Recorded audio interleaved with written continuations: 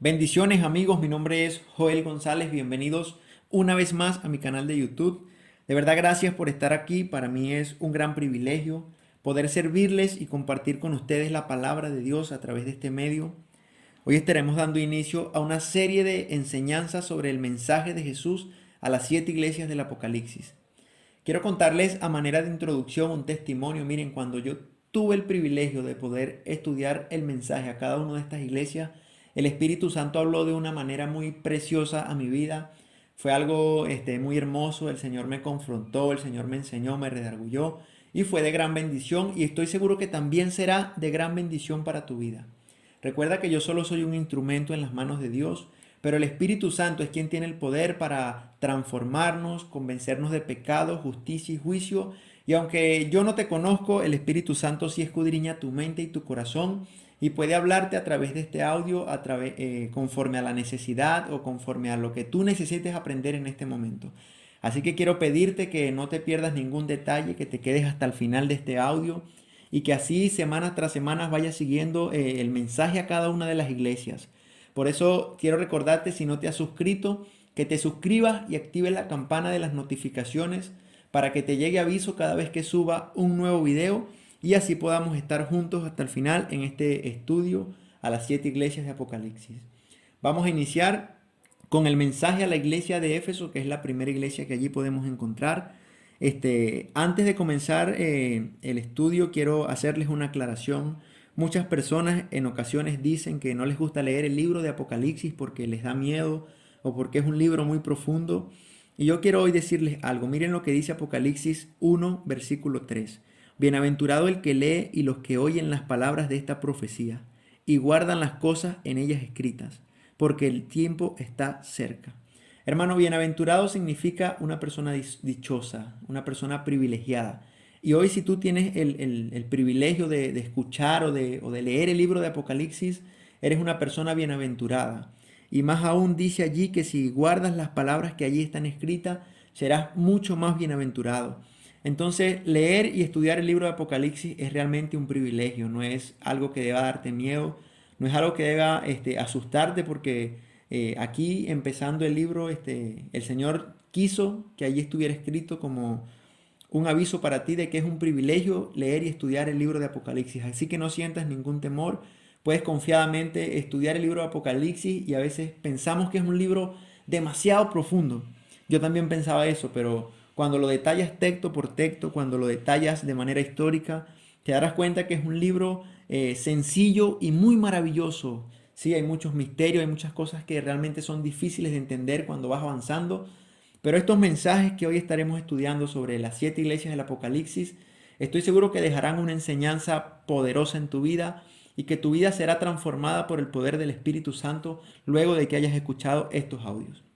Vamos a iniciar con la iglesia de Éfeso.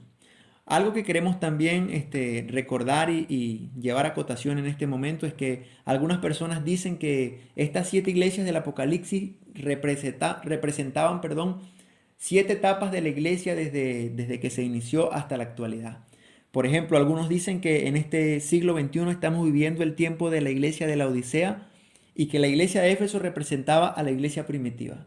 Realmente esto no tiene sustento bíblico, es simplemente una opinión de algunas personas, se respeta, respeto esta opinión, pero en lo personal no estoy de acuerdo. Creo que la iglesia de la actualidad tiene algunas cosas de cada una de estas iglesias, tanto buenas como malas, y que el estudio que estamos haciendo es primeramente para examinarnos y reconocer aquellas cosas buenas que estamos haciendo y las que estamos haciendo mal, tener la oportunidad de cambiarlas. Vamos a hablar un poco acerca de lo que es la historia de la iglesia de Éfeso. Se dice que Éfeso era la capital más rica de la provincia romana en Asia Menor. Esta iglesia, al igual que las otras 6, se encuentran ubicadas en Asia Menor. En aquel entonces llamada Asia Menor, hoy lo conocemos como Turquía. Turquía es el lugar donde se encontraban estas 7 iglesias a la cual Jesús les dio un mensaje a través del apóstol Juan. Recordemos que Juan recibió este mensaje mientras se encontraba en la isla de Patmos. La isla de Patmos se situaba, en Grecia. Y allí mismo en Grecia, al pasar, podían llegar hasta lo que hoy conocemos como Turquía. Bueno, se dice que era una potencia económica, la iglesia de Éfeso, era muy importante en el tema del comercio, de la política y de la religión. Se dice que en esta ciudad se adoraba a la diosa Diana, también conocida como Artemisa, que era la diosa de la fertilidad. Y su templo fue considerado una de las maravillas del mundo de esta época. Y la industria más grande que allí había era la industria en la que se elaboraban ídolos de la diosa Diana. Las personas creían que tener un yeso de Diana en su casa les traería prosperidad y salud. Miren lo que dice Hechos capítulo 19, versículo 24. Allí hablo un poco acerca de esto. Dice que, perdón, desde el 23 leo, dice, hubo por aquel tiempo un disturbio no pequeño acerca del camino, porque un platero llamado Demetrio que hacía de plata templecillos de Diana daba no pocas ganancias a los artífices. En el momento en que los apóstoles llegaron a la ciudad de Éfeso, estaba este platero llamado Demetrio, que dicen que hacía templecillos de Diana y los vendía a las personas para que las personas tenían la costumbre, perdón, de tener a Diana en sus casas y decían que esto les traería prosperidad y salud. Y también ahí en Hechos capítulo 19, versículo 31, dice que algunas de las autoridades de Asia que eran sus amigos le enviaron recado rogándole que no se presentaran en el teatro. Esto fue refiriéndose a los apóstoles. Estas autoridades le decían a Pablo de que no llegara a predicar hasta ese lugar porque como era un lugar de mucha idolatría, como les estaba comentando, se fabricaban templecillos de Diana. Diana era la diosa que más poder tenía en ese lugar. Ellos le recomendaban a Pablo de que Pablo no llegara a predicar en los lugares donde lo estaba procurando hacer porque lo podían hasta matar. Pero Pablo, como ustedes ya conocen y han leído la historia, era un hombre muy valiente, un hombre muy atrevido y que por causa del Evangelio estuvo dispuesto a padecer lo que fuera necesario con tal de llevar a Cristo a otras personas. Dice que también en esta ciudad se adoraba al emperador romano y se les encendía incienso y se les consideraba deidades y se les obligaba a llamarles Señor. Por esta razón muchos creyentes murieron por no obedecer. Allí en la ciudad de Éfeso también se obligaba a que se le rindiera culto al emperador romano. Y por muchos cristianos no adorarlo ni llamarlo Señor, dice que eran perseguidos y eran hasta muertos por no obedecer a las autoridades de la ciudad de Éfeso. Pero a pesar de todas estas cosas, a pesar de la idolatría y de las cosas que continuaban pasando en Éfeso, a pesar de todo, allí hubo un gran avivamiento. Vamos a leer Hechos capítulo 19, versículo 18. Miren lo que dice. Voy a leer del 18 y 19. Dice así. Y muchos de los que habían creído venían confesando y dando cuenta de sus hechos. Asimismo, muchos de los que habían practicado la magia trajeron los libros y los quemaron delante de todos. Y hecha la cuenta de su precio, hallaron que era 50,000 piezas de plata. Así crecía y prevalecía poderosamente la palabra del Señor. No fue impedimento la idolatría que había hacia Diana en ese lugar para que también allí ocurriera un gran avivamiento. Porque dice que las personas que practicaban la magia y cualquier otro tipo de religión, dicen que quemaban sus libros y que seguían a Jesús a través de la predicación de Pablo. Pero también en ese momento hubo que la situación de que arrestaron a Pablo y se vio amenazado el avivamiento no solo por la idolatría, sino también por los falsos profetas. Allí, aparte de la idolatría a la reina Diana, habían muchas falsas profecías, habían muchos hombres que querían hacerse pasar por personas que venían de Dios, pero no venían de parte de Dios. Y esto fue un gran ataque para el avivamiento que Pablo había iniciado en la iglesia de Éfeso. Pero ahora sí, vamos a leer los versículos de la carta de Pablo, de Juan a la iglesia de Éfeso en Apocalipsis. Para entender verso por verso son solo 7 versículos. Las enseñanzas que hay allí introducidas en cada uno de estos textos. De verdad quiero que te quedes hasta el final, es maravilloso. Yo aprendí muchas cosas en cada versículo y estoy seguro que tú también vas a aprender mucho porque el Espíritu Santo nos dará la sabiduría y la inteligencia para poder comprender estos misterios que se encuentran sumergidos en la palabra de Dios. Vamos a leer para iniciar el versículo 1 y dice así. Escribe el ángel de la iglesia en Éfeso, el que tiene las 7 estrellas en su diestra, el que anda en medio de los 7 candeleros de oro, dice esto. Vamos a detenernos allí un momento para leer acerca del significado de lo que allí dice el versículo 1. Lo primero que nombra es que el mensaje se escribe al ángel de la iglesia en Éfeso. ¿quién es el ángel de la iglesia? ¿Quién representa el ángel de la iglesia allí en Éfeso? Porque podemos notar que muchas personas han dicho que el ángel representa al pastor y ciertamente cuando vemos la explicación profunda que se da acá, sí es así.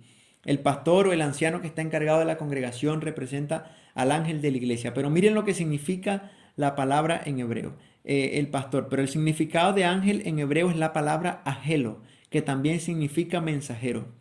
Y la carta es dada al pastor para que la transmita al destinatario que es la iglesia. Recuerden y aprendan esto.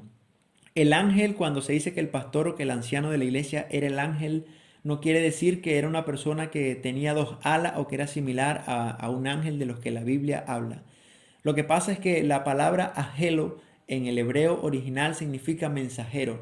Entonces allí lo que realmente está queriendo decir es que se escribe al mensajero de la iglesia en Éfeso. El pastor viene siendo el mensajero. Porque cuando vemos el destinatario final de esta carta no viene siendo el pastor. El pastor es el que la recibe y es el encargado de entregarla a la congregación, que sí es el destinatario final. Lo segundo que allí nombra es, el que tiene las 7 estrellas en su diestra y el que anda en medio de los 7 candeleros de oro dice esto. Nombra al que tiene las 7 estrellas y también nombra al de los 7 candeleros. Entonces vamos a leer rápidamente el versículo 20 del capítulo 1 de Apocalipsis. Miren lo que dice. El misterio de las 7 estrellas que has visto en mi diestra y de los 7 candeleros de oro. Las 7 estrellas son los ángeles de las 7 iglesias y los 7 candeleros que has visto son las 7 iglesias. Aquí mismo en el versículo 20 del capítulo 1 de Apocalipsis está la respuesta acerca de quiénes eran realmente las 7 estrellas y dice que son los 7 pastores y que los 7 candeleros representan las 7 iglesias de Apocalipsis. Así que ya acá hemos entendido que cuando se habla de que el ángel de la iglesia es el pastor, recuerden, es el mensajero. La palabra correcta en el idioma original es mensajero y las 7 estrellas son los 7 pastores y los 7 candeleros son las 7 iglesias. Entonces, en el versículo 2 continúa hablando y dice, yo conozco tus obras y tu arduo trabajo y paciencia y que no puedes soportar a los malos y has probado a los que les dicen ser apóstoles y no lo son y los has hallado mentirosos. Algo muy importante y es que Jesús halaga, Jesús reconoce algunas cosas que la iglesia de los Efesios estaba practicando de la manera correcta. Me llama mucho la atención que el Señor cuando les dice que conoce sus obras y su arduo trabajo y paciencia, les dice que era una iglesia que era muy dada posiblemente al evangelismo y a la obra de Dios. Porque allí dice que ha trabajado arduamente por el nombre de Jesús. Y también dice que ha probado a los que se dicen ser apóstoles y los ha hallado mentirosos. Posiblemente la iglesia de Éfeso era una iglesia muy celosa en el tema doctrinal. Tenían mucha atención de que las personas que allí llegaran fueran personas que las cosas que enseñaran provinieran de parte de Dios. Y también se encontraban muy constantemente metidos en el tema de la evangelización, porque dice que trabajaban fuertemente por causa del nombre de Jesús. Algo que nosotros tenemos que tener en cuenta y resaltar. En el versículo 2, iniciando el Señor, lo primero que le dice a esta iglesia es, yo conozco tus obras. Recuerda que este fue un mensaje directo, literal, a una iglesia en aquel entonces por alguna situación que estaban pasando. Y el Señor les habla conforme a lo que ellos podían entender y estaban pasando en el momento. Pero esto es una oportunidad para que tú y yo también podamos examinarnos y entender que nuestro Dios no solamente conoce las obras de la iglesia de Éfeso, sino que también en la actualidad conoce tus obras. Recuerda, la importancia de todo no es que tanto conozca el pastor tus obras, no que tanto el líder o la persona que te mentorea conozca tus obras. Lo más importante es que tú entiendas que Dios conoce tus obras, que Dios está en todo lugar y que cada una de las cosas que tú haces, dices, Él las puede ver. Y recuerda que las recompensas que tú tendrás más adelante serán conforme a las obras que tú mismo o tú misma estés haciendo. Hay una promesa en la Biblia y es que lo que el hombre sembrare, esto mismo cosechará. Y esto es un principio que se cumple en la vida de cada creyente. Así que para tener en cuenta una de las cosas de que se habla aquí en el mensaje a Éfeso es que Dios conoce tus obras, mi hermano. Dios conoce tus obras, mi hermana, y tú tienes que tener en cuenta de que de Dios nadie puede burlarse y que de Dios nunca escaparás. Tú puedes engañar a cualquier persona, pero a Dios nunca le engañarás. Entonces, examínate en este momento. Ponte a analizar cómo están tus obras delante de Dios. Bueno, continuamos. El Señor le halaga a la iglesia de Éfeso porque era una iglesia que trabajaba fuertemente por el nombre de Jesús y que probaba a los que se decían ser apóstoles y como no lo eran, los había hallado mentirosos. Lo tercero en el versículo 3 que el Señor le halaga es que has sufrido y has tenido paciencia y has trabajado arduamente por amor de mi nombre y no has desmayado. El Señor continúa reconociéndole a esta iglesia que ha trabajado fuertemente, que ha tenido paciencia, que ha sufrido. Y a pesar de todas estas cosas que estaban pasando los creyentes de la iglesia de Éfeso, en nada ellos habían desmayado. Ellos continuaban firme en la verdad, continuaban firme en la palabra de Dios y en todas las cosas que el Señor les había demandado. Pero hay algo que el Señor tiene en contra de la iglesia de Éfeso y lo vamos a encontrar allí en el versículo 4. La iglesia de Éfeso era una iglesia que había luchado mucho con la idolatría, con el tema, como les comentaba anteriormente, la diosa Diana. Había muchos creyentes que habían promovido que no había ningún problema en que sirvieran a Diana y que al mismo tiempo estuvieran dentro de la iglesia cristiana. Y es por eso que esta iglesia se encontraba cansada, se encontraba tal vez fatigada por estar luchando tanto contra los falsos profetas, contra la idolatría que se quería introducir dentro de la iglesia de Éfeso. Pero veamos qué fue lo que produjo toda esta lucha y todo este cansancio que ellos tuvieron mientras trabajaban por causa del nombre de Cristo. Y lo vamos a encontrar en el versículo 4. Dice así el versículo 4. Pero tengo contra ti que has dejado tu primer amor. El reclamo que el Señor le tiene a la iglesia de Éfeso es que ellos habían dejado su primer amor. Recuerda que todo lo que hagamos tiene que ser por amor a Dios y no por compromiso con la iglesia o con las personas. ¿Cuál era el problema? He escuchado varias versiones de cómo las personas interpretan lo que es dejar el primer amor. Algunos dicen que dejar el primer amor es estar completamente apartado y separado de Dios sin hacer nada, apáticamente en las cosas de Dios, y pues puede ser un punto de vista que tiene bastante lógica. Pero yo tengo un punto de vista distinto con respecto a lo que significa dejar el primer amor y qué era lo que realmente le estaba pasando a esta iglesia de Éfeso. Vamos a detallar lo siguiente. La iglesia de Éfeso no había dejado de trabajar en el nombre de Jesús. La iglesia de Éfeso era una iglesia que siempre estaba pendiente de los falsos apóstoles. Era una iglesia que estaba trabajando arduamente. Pero el Señor viene y les reclama que habían dejado su primer amor. Posiblemente esta iglesia no era que había dejado de orar. Posiblemente esta iglesia no era que había dejado de predicar y de hacer las cosas que el Señor les estaba demandando. Tal vez ellos la seguían haciendo, pero esta vez la estaban haciendo sin ningún tipo de amor. Y es de eso lo que tú y yo tenemos que cuidarnos, mi hermano. Porque es posible servirle a Dios sin amor. Porque es posible que muchas personas estén predicando el evangelio sin amor. Porque es posible que muchas cosas que tú crees que estás haciendo para Dios y que están bien, las estés haciendo, pero que las estés haciendo como la estaba haciendo esta iglesia de Éfeso, sin ningún tipo de amor. Y recuerda lo que la palabra de Dios nos dice a nosotros acerca del amor, que sin amor absolutamente nada somos. Lo primero y lo más necesario que tiene que haber en nuestras vidas con todo lo que hagamos, mi hermano, es el amor. ¿Y por qué tenemos que cuidarnos tanto en estos tiempos tan difíciles? Porque la palabra de Dios dice que en los últimos tiempos, por haberse multiplicado la maldad, el amor de muchos se enfriará. Y hoy estoy seguro que tanto yo como tú podemos ver cómo el amor de muchas personas en el mundo se ha enfriado y también está pasando esto dentro de la iglesia, dentro de las congregaciones, mi hermano. Personas que están haciendo las cosas por compromiso y no por amor. Tenemos que tener mucho cuidado con esto, mi hermano, porque nos puede pasar sin ni siquiera darnos cuenta si no mantenemos una vida examinándonos constantemente. Por ejemplo, vamos a recordar un momento cuando nosotros éramos nuevos creyentes.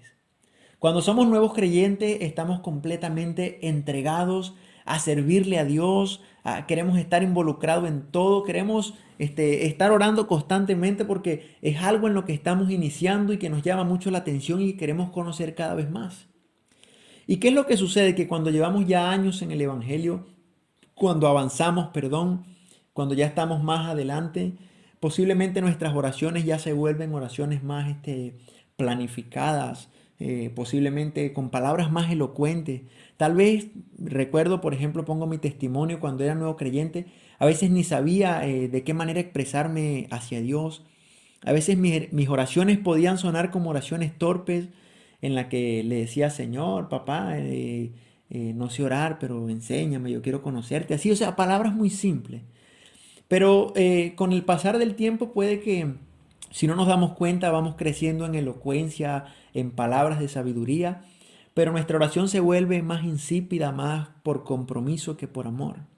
Y te lo estoy contando como un testimonio porque lo que te estoy diciendo me pasó a mí, hermano.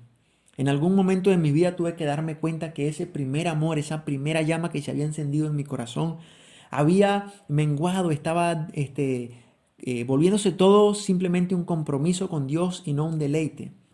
Ahora, ¿por qué estaba pasando esto y por qué me di cuenta? Primero, yo no había dejado de servir en la iglesia, yo estaba constantemente en el liderazgo, estaba sirviendo a otras personas, pero lo que estaba haciendo lo estaba haciendo simplemente por un compromiso o porque la Biblia me lo demandaba, pero no había deleite en lo que yo estaba haciendo, mi hermano. Y fue cuando leí este mensaje a la iglesia de Éfeso y pude llegar hasta este punto de darme cuenta que la iglesia de Éfeso no había dejado de hacer muchas cosas que eran importantes.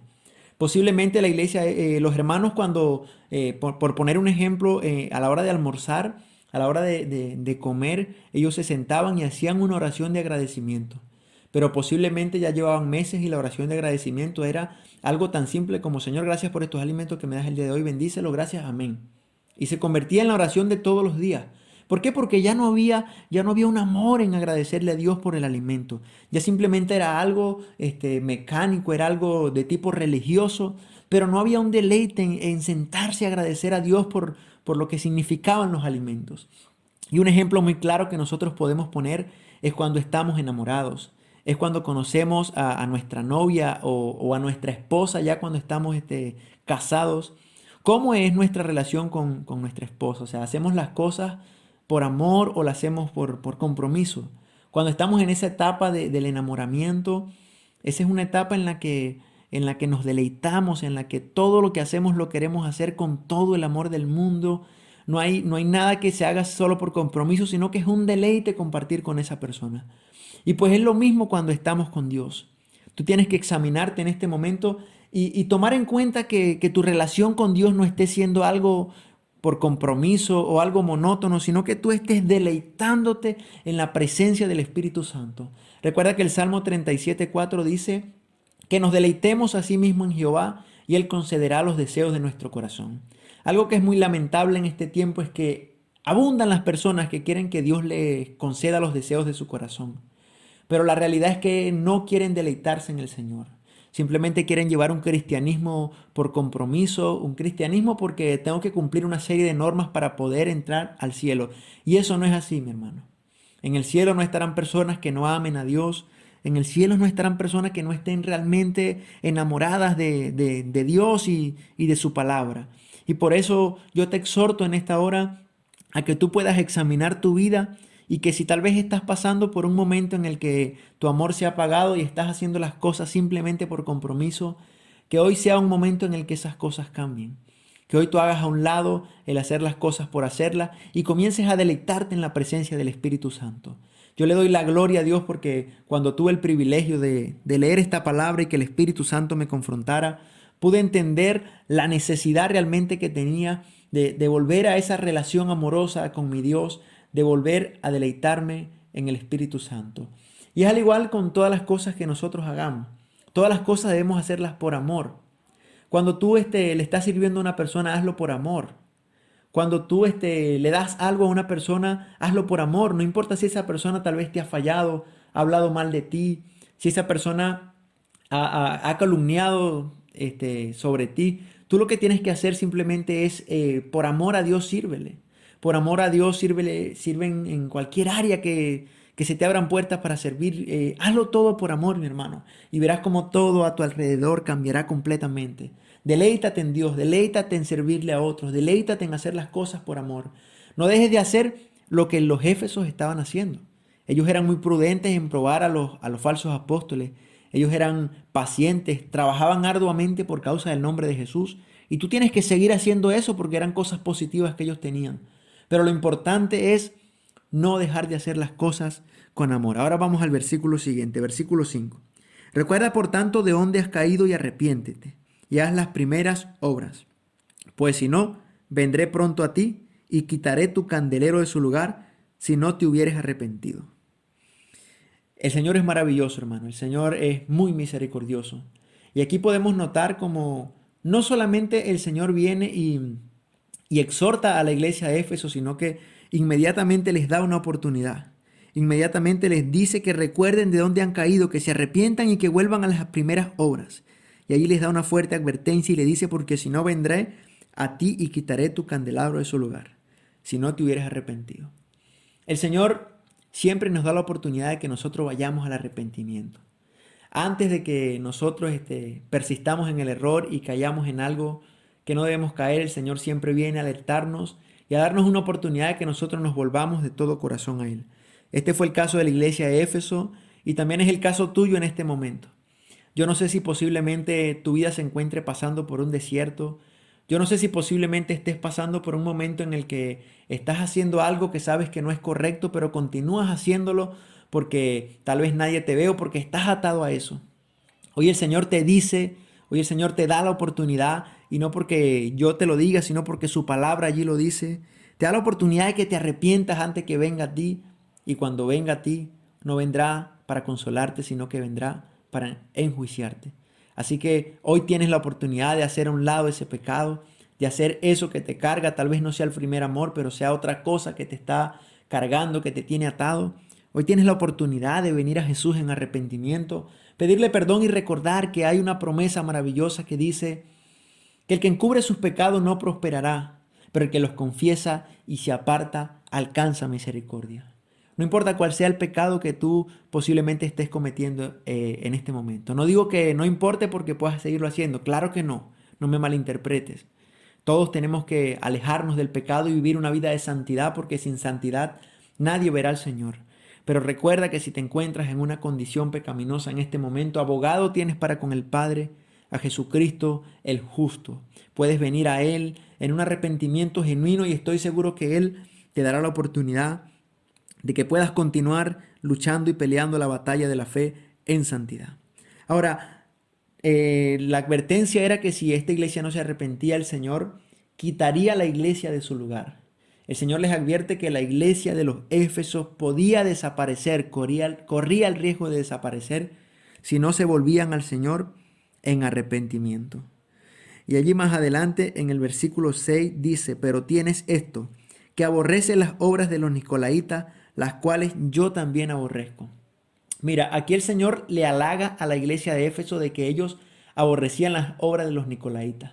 Los nicolaítas para este entonces era un grupo que se había introducido dentro de la iglesia y estaba promoviéndole a las personas de que podían ser cristianos y al mismo tiempo hacer muchas otras cosas, por ejemplo, como tener a Diana, como honrar al emperador romano y decirle, Señor, que no había ningún problema, que el Señor entendía que ellos los hacían para evitar una persecución.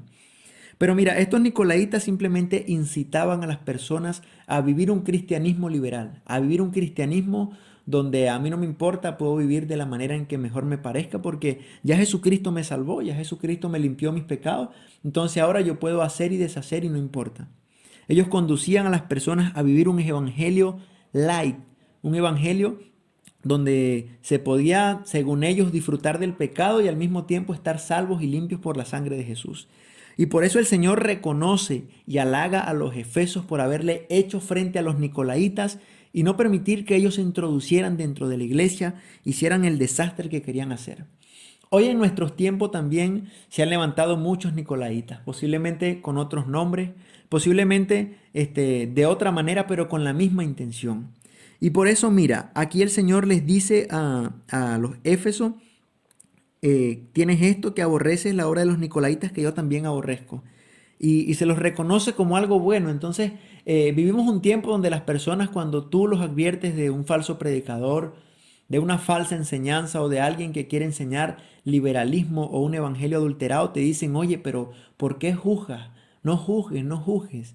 Sin darse cuenta que la Biblia no prohíbe el juzgar. Lo que sí te prohíbe es el condenar. Tú no puedes condenar a nadie. Pero la Biblia no prohíbe el juzgar. De hecho, la palabra dice que debemos juzgar, pero hacerlo con justo juicio. Y cuando en el capítulo 7 de Mateo que dice no juzgue para que no seas juzgado, cuando tú lees ese capítulo en su contexto, lo que te está diciendo es que no seas hipócrita, juzgando a las personas cuando tú haces lo mismo. Por eso dice, antes de sacar la paja que está en el ojo de tu hermano, saca la viga que está en tu propio ojo y así podrás ver la paja que está en el ojo de tu hermano. Por eso el problema no es que tú no puedas juzgar, sino que no debes ser hipócrita para juzgar a tu hermano con algo que tú también estás haciendo. Pero la Biblia te da el permiso de juzgar, pero hacerlo con justo juicio y hacerlo con amor. Porque cuando buscamos el significado de lo que realmente es juzgar, juzgar no es más que examinar algo que parece ser bueno, pero no está correcto. Entonces, tenemos todo el derecho de cuando vemos a una persona que está dando una mala enseñanza, de llamarlo, corregirlo, advertirle y decirle, mira, la palabra de Dios lo que enseña es esto y lo que tú estás diciendo es algo contrario a la palabra de Dios. Recuerda que el Señor a quien ama disciplina, el Señor a quien ama corrige. Y si en algún momento alguien te ha corregido, siéntete privilegiado. Porque si esa corrección viene de parte de Dios, es porque Dios te ama y por esa razón Dios quiere corregirte. Entonces continuamos ya con el último versículo para culminar. El Señor halaga de que ellos aborrecían la obra de los nicolaítas. Y allí en el versículo 7 dice, el que tiene oído, oiga lo que el Espíritu dice a las iglesias. Al que venciere, le daré a comer del árbol de la vida, el cual está en medio del paraíso de Dios. Muy importante lo que dice allí. El que tiene oído, oiga lo que el Espíritu dice a las iglesias. Habla en plural. No solamente habla de la iglesia de Éfeso, sino las iglesias. Y por esa razón es que estaremos continuando y pronto vamos con la siguiente iglesia y estudiaremos las 7 iglesias. Porque el Espíritu nos incita a que estemos atentos a lo que el Espíritu Santo dijo a las iglesias, a cada una de las iglesias. Mi hermano, este estudio es con la intención de que tú y yo estudiemos cada una de las cosas que el Señor halagó y que el Señor corrigió a las 7 iglesias para que podamos aplicarlo a nuestras vidas. Recuerda la importancia de tener en cuenta el mensaje de Dios a la iglesia de Éfeso. Esas cosas que el Señor les aplaudió a Éfeso, es necesario que examinemos si las estamos practicando como la practicaban ellos. Y el reclamo, que parece ser un solo reclamo, pero es algo que tiene suma importancia acerca del amor, examínate, mi hermano. Examínate para ver si realmente estás haciendo las cosas con amor. Recuerda que hay una advertencia fuerte de que en los últimos tiempos a muchos se les enfriaría el amor. Está pendiente de que tú no seas uno de esos de lo que el amor se les ha enfriado. Porque esto viene siendo, dejar que el amor se enfríe viene siendo una abominación al primer y segundo gran mandamiento, que es amarás a Dios con todo tu corazón y amarás a tu prójimo como a ti mismo. Una persona que no tiene amor técnicamente está violentando los 2 primeros mandamientos que el Señor dejó escrito en su palabra. Entonces es importante que nosotros examinemos nuestra vida a la luz de las Escrituras, a la luz de este estudio a la iglesia de Éfeso y podamos salir aprobados por Dios.